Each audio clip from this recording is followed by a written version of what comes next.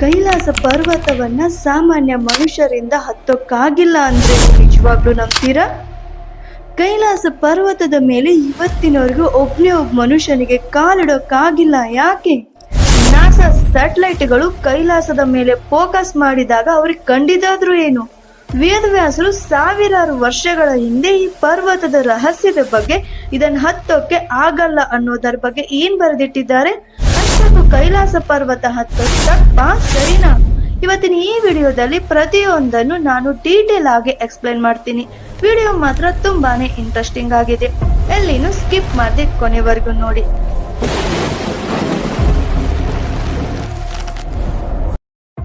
Friends, ಮೊದಲು ಒಂದು ವಿಷಯನ ಕ್ಲಿಯರ್ ಮಾಡ್ಕೊಳ್ಳಿ. ಕೈಲಾಸ ಪರ್ವತ ಹತ್ತಕ್ಕೆ ಆಗದೆ ಇರೋದು ದೈಹಿಕ ಸಾಮರ್ಥ್ಯ ಇಲ್ಲ ಅಂತ ಅಲ್ಲ, ಅಲ್ಲಿ ನಡೆಯೋದು ಬೇರೆನೇ ಆಟ.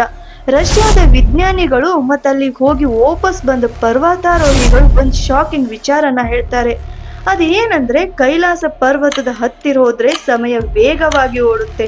ಹೌದು, ನೀವು ಇದನ್ನ ನಂಬಲೇಬೇಕು. ಸಾಮಾನ್ಯ ಜಾಗದಲ್ಲಿ ನಮ್ಮ ಉಗುರು ಅಥವಾ ಕೂದಲು ಬೆಳೆಯೋಕೆ 2 ವಾರ ಬೇಕಾಗುತ್ತೆ ಅಲ್ವಾ? ಆದ್ರೆ ಕೈಲಾಸದ ಪರ್ವತದಲ್ಲಿ ಕೇವಲ 12 ಗಂಟೆಯಲ್ಲಿ ಉಗುರುಗಳು ಉದ್ದ ಬೆಳೆದು ಬಿಡ್ತವೆ. ಅಂದ್ರೆ ಅಲ್ಲಿ ನಿಮ್ಮ ಆಯಸ್ಸು ಬೇಗ ಕರಗುತ್ತೆ. ಇದನ್ನೇ ರ್ಯಾಪಿಡ್ ಅಗ್ನಿಂಗ್ ಅಂತ ಕರೀತಾರೆ. ಹೌದು, ರಾತ್ರಿ ಹೊತ್ತಲ್ಲಿ ಒಂದು ಪವಾಡವೇ ನಡೆಯುತ್ತೆ. ಅಲ್ಲಿಗೆ ಹೋದ ಯಾತ್ರಿಕರು ಹೇಳುವ ಪ್ರಕಾರ ರಾತ್ರಿ ಎಲ್ಲೆಡೆ ಕತ್ಲು ಆವರಿಸಿ ಪೂರ್ತಿ ನಿಶಬ್ದವಾದಾಗ ಗಾಳಿಯಲ್ಲಿ ಓಂ ಎಂಬ ಶಬ್ದ ಗುಯ್ಗುಡುತ್ತಾ ಕೇಳಿಸ್ತಂತೆ. ಕೆಲವರಿಗೆ ಡಮುರಗ ಬಾರಿಸಿದ ಶಬ್ದ ಕೇಳಿಸಿದ್ರೆ, ಇನ್ನು ಕೆಲವರಿಗೆ ವಿಮಾನ ಹೋದ ಹಾಗೆ ಶಬ್ದ ಕೇಳಿಸುತ್ತೆ ಅಂತೆ. ಆದ್ರೆ ವಿಜ್ಞಾನಿಗಳು ಇದನ್ನ ಮಂಜುಗಡೆ ಒಡೆಯುವ ಶಬ್ದ ಅಥವಾ ಗಾಳಿಯ ಶಬ್ದ ಅಂತ ಹೇಳ್ತಾರೆ. ಆದ್ರೆ ಸಾಕ್ಷಾತ್ ಶಿವನ ಭಕ್ತರು ಹೇಳೋದು ಒಂದೇ ಒಂದು ಮಾತು, ಅದು ನಮ್ಮ ಆ ಸಾಕ್ಷಾತ್ ಪರಶಿವನ ಧ್ಯಾನ ಮಾಡುವಾಗ ಹೊರಬರುವ ಉಸಿರಿನ ಶಬ್ದ ಅಂತ.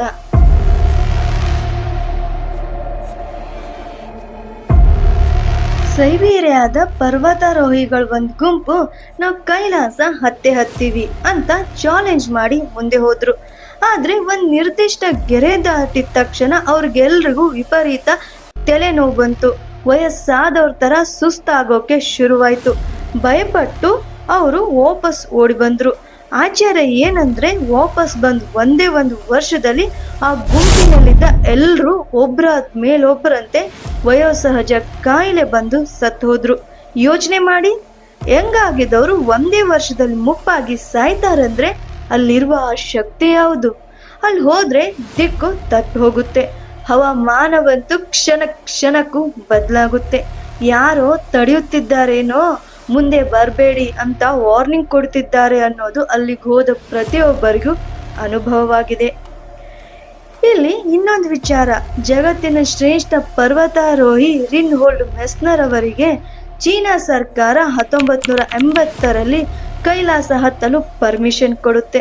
ಆದ್ರೆ ಮೆಸ್ನರ್ ಅವರು ಆ ಪರ್ಮಿಷನ್ ಅನ್ನ ತಿರಸ್ಕರಿಸ್ತಾರೆ. ಅವ್ರು ಹೇಳಿದ್ದು ಒಂದೇ ಒಂದು ಮಾತು ಇವತ್ತಿಗೂ ಇತಿಹಾಸ, ನಾವು ಈ ಪರ್ವತವನ್ನು ಗೆದ್ರೆ ಮನುಷ್ಯರ ಆತ್ಮದಲ್ಲಿರುವ ಏನನ್ನು ನಾವು ಕೊಂದಂತೆ ಆಗುತ್ತೆ. ಅವ್ರಿಗೆ ಅರ್ಥವಾಗಿತ್ತು, ಈ ಕೈಲಾಸ ಪರ್ವತ ಟ್ರೆಕ್ಕಿಂಗ್ ಮಾಡೋ ಜಾಗ ಅಲ್ಲ, ಇದೊಂದು ದೈವಿಕ ಶಕ್ತಿ ಅಂತ. ಹಾಗಾಗಿ ಅವ್ರು ಕೈಲಾಸ ಪರ್ವತವನ್ನ ಹತ್ತಲು ಇಗ್ನೋರ್ ಮಾಡ್ತಾರೆ.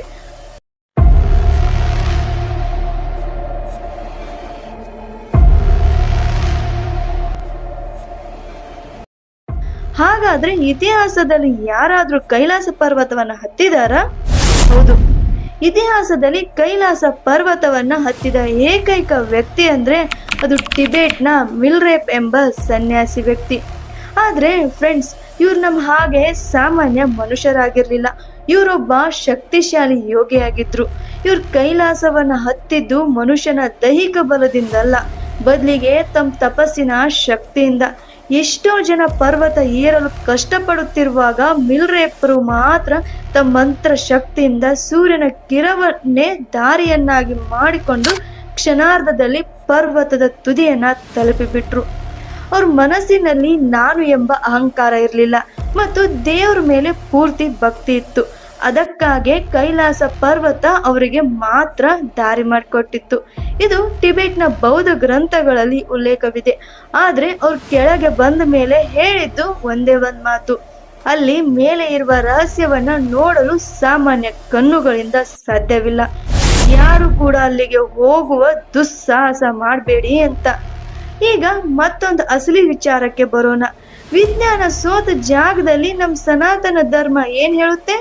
ಸಾಕ್ಷಾತ್ ನಮ್ಮ ವೇದವ್ಯಾಸರು ತಮ್ಮ ಗ್ರಂಥಗಳಲ್ಲಿ ಈ ಕೈಲಾಸ ಪರ್ವತದ ಬಗ್ಗೆ ಏನ್ ಬರೆದಿಟ್ಟಿದ್ದಾರೆ? ಸ್ಕಂದ ಪುರಾಣ. ವೇದವ್ಯಾಸರು ಸ್ಕಂದ ಪುರಾಣದಲ್ಲಿ ಒಂದು ಪ್ರತ್ಯೇಕ ಖಂಡವನ್ನೇ ಬರೆದಿದ್ದಾರೆ. ಅದೇ ಮಾನಸ ಖಂಡ. ಇದರಲ್ಲಿ ಅವರು ಸ್ಪಷ್ಟವಾಗಿ ಹೇಳ್ತಾರೆ, ಹಿಮಾಲಯದ ಉತ್ತರದಲ್ಲಿ ಮಾನಸ ಸರೋವರದ ದಡದಲ್ಲಿ ಸ್ವಯಂ ಪರಶಿವನು ನೆಲೆಸಿರುವ ಜಾಗವೇ ನಮ್ಮ ಕೈಲಾಸ ಪರ್ವತ.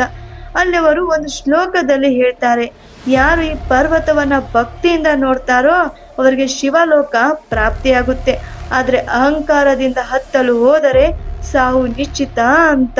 ಹಾಗೂ ವೇದವ್ಯಾಸರು ಬರೆದ ಪ್ರಕಾರ ಕೈಲಾಸ ಪರ್ವತ ಬರೀ ಕಲ್ಲಲ್ಲ, ಅದು ಸಾಕ್ಷಾತ್ ಶಿವಲಿಂಗ. ನಾವು ಶಿವಲಿಂಗದ ಮೇಲೆ ಕಾಲಿಡ್ತೀವ ಹೇಳಿ? ಇಲ್ಲ ಅಲ್ವಾ?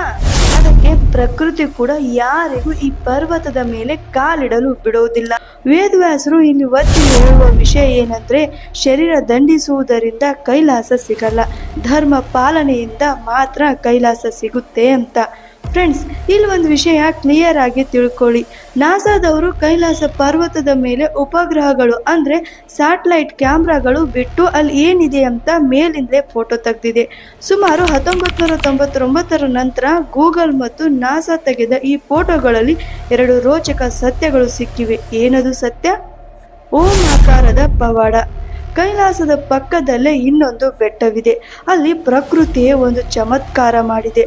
ಆ ಬೆಟ್ಟದ ಮೇಲೆ ಹಿಮ ಬಿದ್ದಾಗ ಅದು ಚೆಲ್ಲಾಪಿಲ್ಲಿಯಾಗಿ ಬೀಳಲ್ಲ.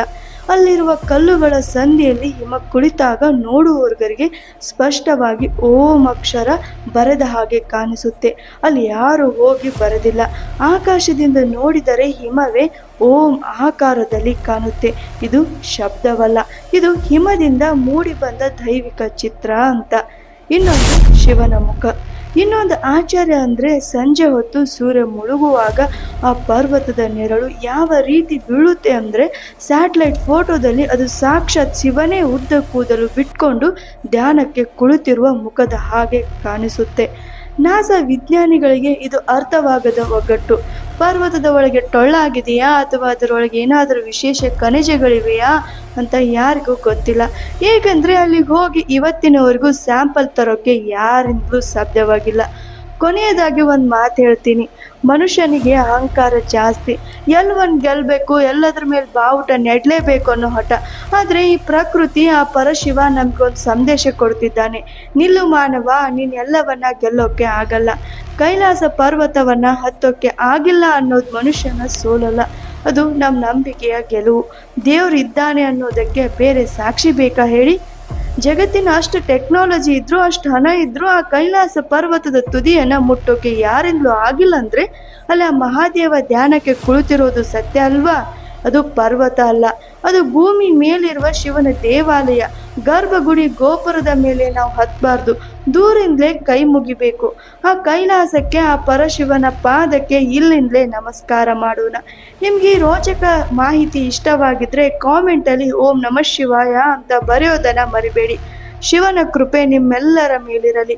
ಮುಂದಿನ ವಾರ ಮತ್ತೊಂದು ಅದ್ಭುತ ಕಥೆಯೊಂದಿಗೆ ಬರ್ತೀನಿ. ಜೈ ಹಿಂದ್, ಜೈ ಸನಾತನ ಧರ್ಮ.